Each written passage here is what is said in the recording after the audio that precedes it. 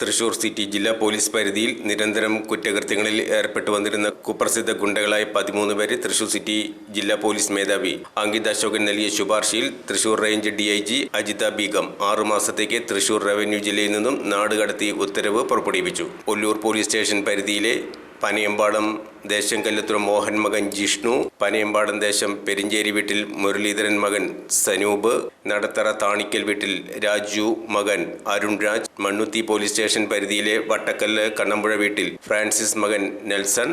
Mannuthy police station പരിധിയിലെ മുളയം പീടികപ്പറമ്പ് പുളിയൻകുഴി വീട്ടിൽ സുധീർ മകൻ ആരോമൽ, മണ്ണുത്തി പോലീസ് സ്റ്റേഷൻ പരിധിയിലെ മുളയം പീടികപ്പറമ്പ് പാച്ചേരി വീട്ടിൽ ലാലു മകൻ ഷൈജു, പേരാമംഗലം പോലീസ് സ്റ്റേഷൻ പരിധിയിലെ വരിടയം ചാഴു വീട്ടിൽ മണിയുടെ മകൻ രതീഷ്, കൈപ്പറമ്പ്